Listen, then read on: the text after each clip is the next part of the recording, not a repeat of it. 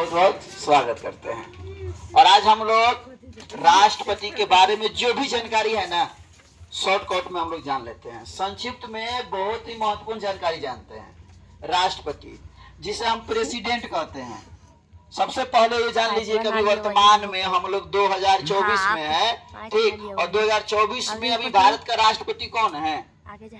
तो द्रौपदी मुर्मू। कौन है भाई? द्रौपदी मुर्मू। अभी कौन है?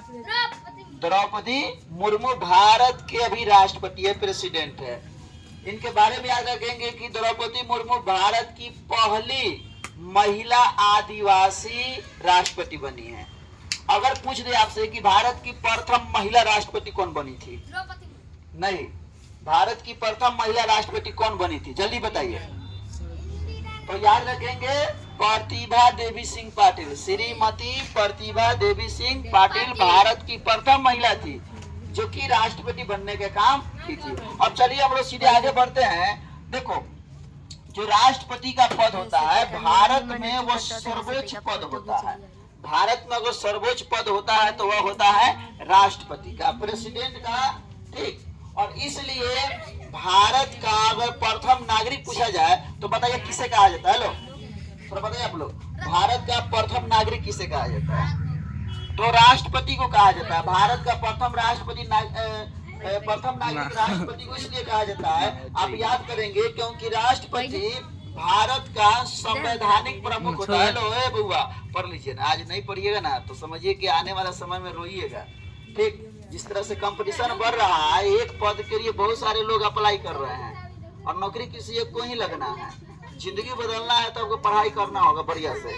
देखो, राष्ट्रपति संवैधानिक प्रमुख होता है। संवैधानिक प्रमुख होता है जिसके कारण उन्हें भारत का प्रथम नागरिक कहा जाता है।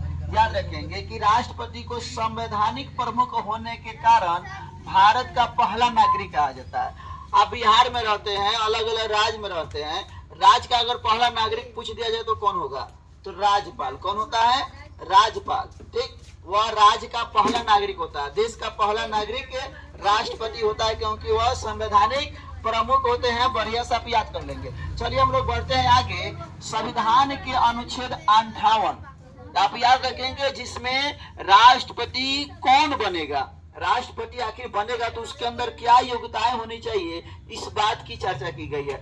आर्टिकल नंबर 58 58 अनुच्छेद, जिसमें राष्ट्रपति के चुनाव की योग्यताएं दी गई है। कौन व्यक्ति चुनाव में भाग ले सकता है, कौन व्यक्ति राष्ट्रपति बन सकता है? तो उसके लिए पहला नियम आप याद रखेंगे कि वह भारत के क्या हो? नागरिक हो। वह भारत के क्या हो? नागरिक हो तथा 35 वर्ष की आयु पूरी कर चुका हो। 35 वर्ष अगर कम का अगर कोई आदमी है, अगर वह चाहे कि हम राष्ट्रपति बने तो वह राष्ट्रपति बनेगा? नहीं बनेगा। राष्ट्रपति बनने के लिए उम्र कितनी चाहिए?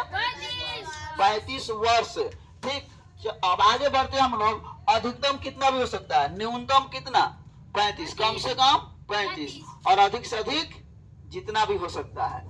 100 वर्ष का भी लोग बन सकता है, लेकिन 35 वर्ष से कम का व्यक्ति राष्ट्रपति नहीं बन सकता है। इसे आप याद रखेंगे, ठीक। उसके अलावा वो लोकसभा सदस्य का निर्वाचित होने की योग्यता रखता हो, वो सांसद बनने की योग्यता रखता हो, ठीक। तभी जाकर वह भारत का राष्ट्रपति बन सकता है। समझिए कि कोई ऐरा गैरा नहीं बन सकता है। कम से कम लोकसभा के सदस्य निर्वाचित होने की योग्यता रखता हो, वही व्यक्ति भारत का राष्ट्रपति बन सकता है। उसके अलावा आप याद रखेंगे कि वह चुनाव के समय लाभ का पद धारण नहीं करता हो। यह बहुत ही इंपॉर्टेंट फैक्ट है। राष्ट्रपति वही बन सकता है व्यक्ति जो चुनाव के समय लाभ का पद धारण नहीं करता हो। लेकिन आप याद रखेंगे, यदि वह व्यक्ति राष्ट्रपति हो तत्काल में, या उपराष्ट्रपति हो, ठीक, या संघ अथवा किसी राज्य के मंत्री परिषद का सदस्य हो, कौन कौन, फिर से देख लीजिए, अगर वह राष्ट्रपति हो, उपराष्ट्रपति हो, संघ अथवा किसी भी राज्य के मंत्री परिषद का सदस्य हो, तो उसे लाभ का पद नहीं माना जाएगा। यानी मंत्री परिषद का सदस्य है तो उसे लाभ पद नहीं समझा जाएगा, वह व्यक्ति राष्ट्रपति बन सकता है। चलिए हम लोग आगे बढ़ते हैं। क्या कि जो राष्ट्रपति का चुनाव होता है, क्या उसमें आम जनता भाग लेती है? जैसे आप लोग वार्ड का चुनाव होता है, मुखिया का चुनाव होता है, सरपंच का चुनाव होता है, विधायक का चुनाव होता है, यहाँ तक कि सांसद का चुनाव होता है, तो उसमें आम जनता भाग लेती है। क्या राष्ट्रपति के चुनाव में भी आम जनता भाग लेती है? तो जवाब क्या होगा? नहीं हो, आम जनता भाग नहीं लेते हैं। देखिए, इसके लिए एक निर्वाचन मंडल बनाया जाता है। क्या बनाया जाता है?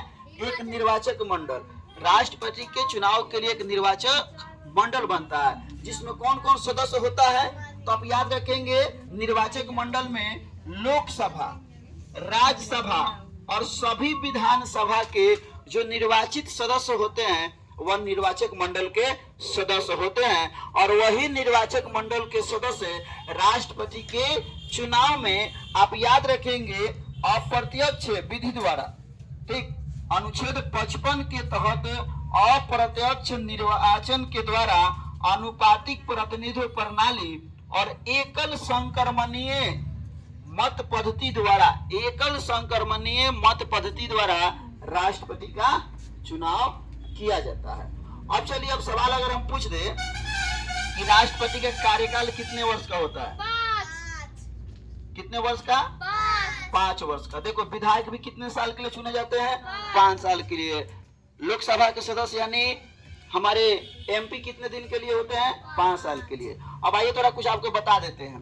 देखो, सांसद 2 तरह के होते हैं। एक होता है लोकसभा के, ठीक, एक आपको लोकसभा के सदस्य होते हैं, उसे भी हम लोग क्या कहते हैं?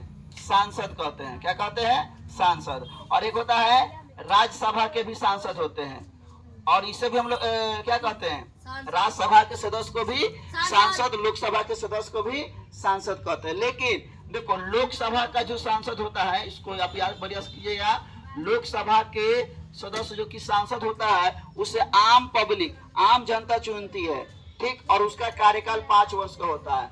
लेकिन राज्यसभा के सांसद को आम पब्लिक नहीं चुनती है, और इनका कार्यकाल 6 वर्ष का होता है। कितने वर्ष का होता है? तो घबराइएगा नहीं, राज्यसभा के सदस्य के कार्यकाल कितने वर्ष का होता है? 6 वर्ष। पूछ देगा, बस घबरा जाइएगा। या तो आप किए रहिएगा कितना वर्ष? 5 वर्ष। विधायक भी चुना जाता है 5, सांसद भी चुना जाएगा 5, लेकिन राज्यसभा का सांसद।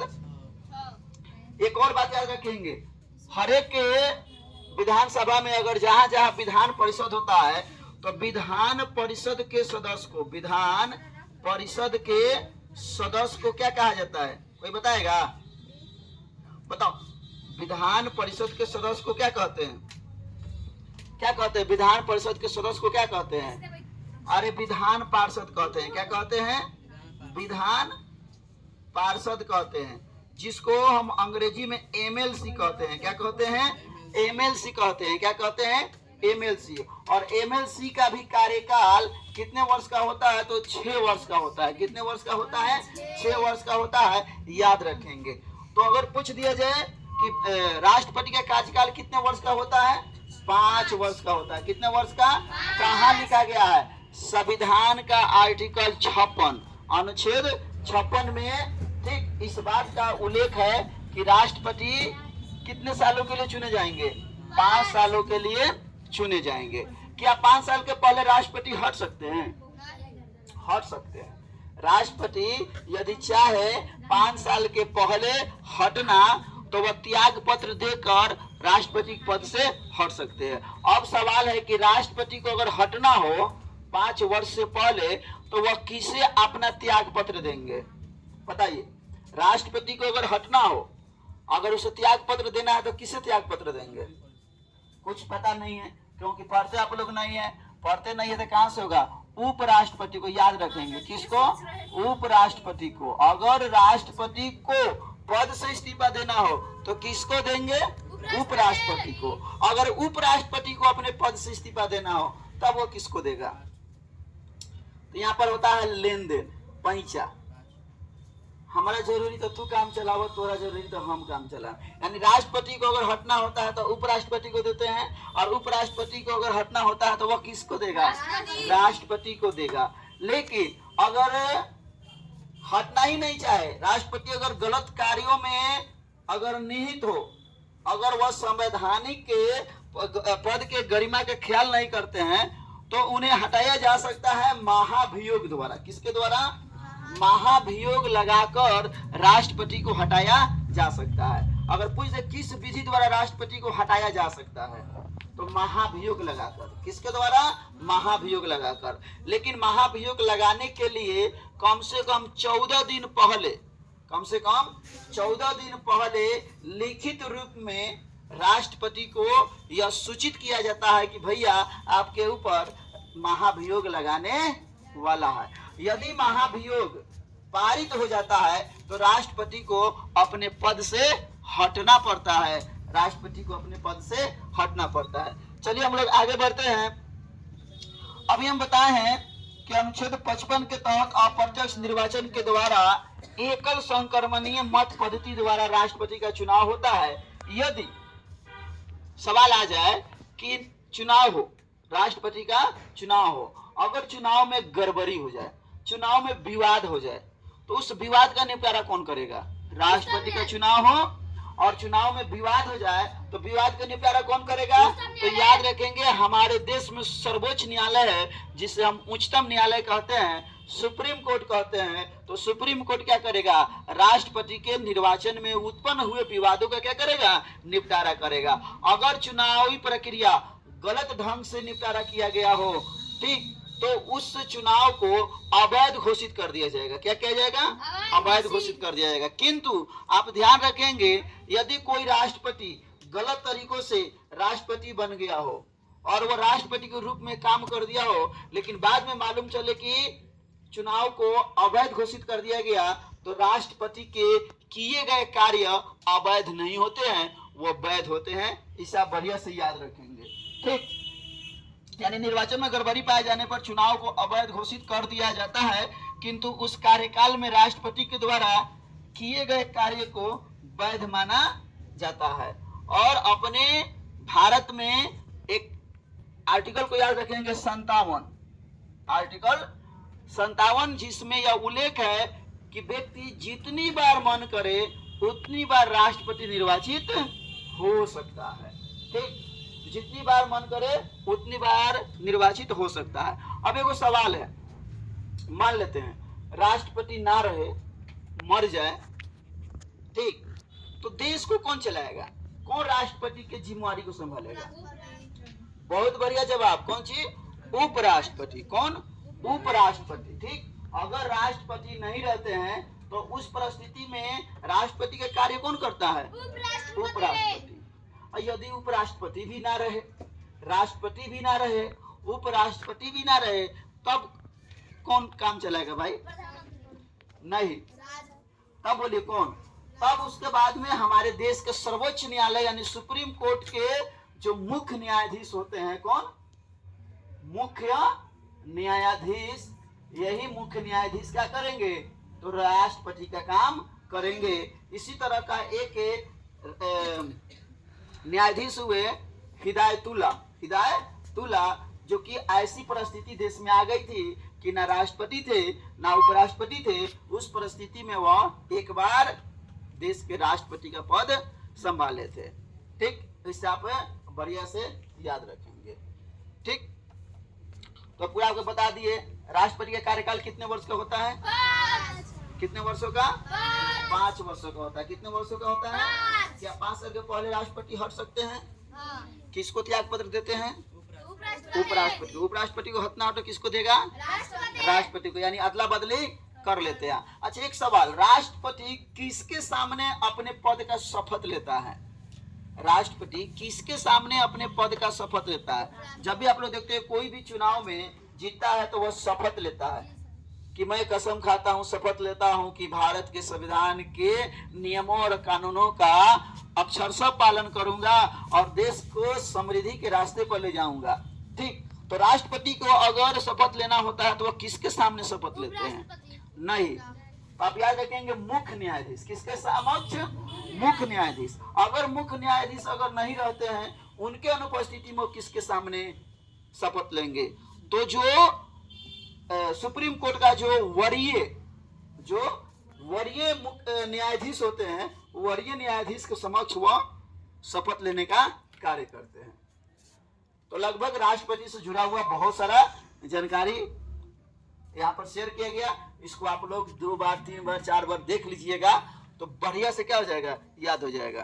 ठीक, और आप लोग सुने ना बढ़िया से कि जो पानी से नहाएगा वो सिर्फ लिबास बदलेगा, जो पानी से नहाएगा वो सिर्फ लिबास बदलेगा, और जो पसीने से नहाएगा वही इतिहास बदलेगा।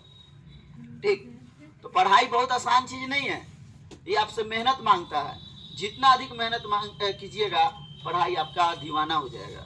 अब एक बार जब ये आपका दीवाना हो गया तो फिर समझिए कि आप भले आज साइकिल पर चल रहे हो, लेकिन आने वाले समय में आपके पास 4 चक्का भी होगा, हर सपना आपका पूरा होगा। लेकिन यह पहले क्या मांगता है, यह पहले आपसे मेहनत मांगता है, समर्पण मांगता है, जुगनू की तरह रात भर जगना होता है। ठीक, तब जाकर होगा, और नहीं पढ़िएगा तो कुछ होने वाला नहीं है। चलिए चैनल को आप लोग क्या कीजिए, सब्सक्राइब कर लीजिए और इसे अपने दोस्तों के बीच भी साझा कीजिए। चलिए फिर मिलते हैं हम लोग, इसका एक और वीडियो लेकर आएंगे पार्ट 2 करके, जिसमें राष्ट्रपति से संबंधित और